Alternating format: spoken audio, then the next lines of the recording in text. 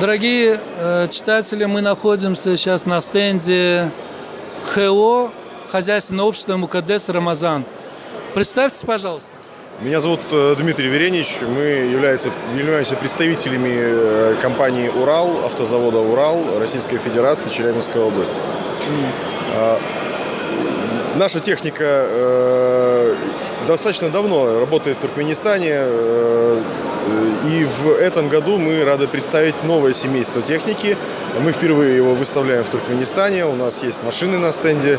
Это новое семейство Ural Next, машины с улучшенной компоновкой кабины, уже современные, то есть практически неотличимы от легкового автомобиля внутри. Отлично. Дмитрий, конечно, это выставка нефтегазового профиля, но скажите, пожалуйста, все равно я уверен, что ваша техника непосредственно связана с этой отраслью. И как вы видите ваше будущее сотрудничество с Туркменистаном в этом направлении? Да, техника востребована очень в нефтегазовой отрасли. Что касается Туркменистана, нашими потребителями здесь являются концерны Туркменнефть, Туркменгеология, бывший концерн Туркменгаз.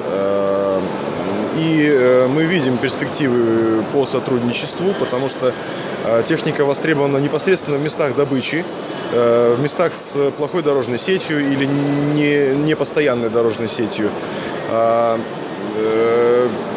Есть заинтересованность со стороны, в частности, Туркменгаза.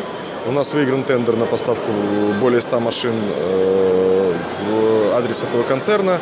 Мы надеемся, что в ближайшие месяцы мы приступим к заключению контракта и поставки. Последний вопрос. Дмитрий, скажите, пожалуйста, на рынке СНГ у вас есть какие-нибудь поставки, какие-нибудь договора, выполненные работы? Сам автозавод работает несколько десятилетий на рынке и является, наверное, базовой машиной для всего нефтегазового сектора в бывшем Советском Союзе, в странах СНГ, и также имеет прочные позиции в оборонной сфере. Дмитрий, спасибо большое. Я вам желаю успехов. Дай Бог, чтобы у вас было побольше контрактов и большие перспективы. Благодарю, мне очень приятно было с вами пообщаться. Спасибо.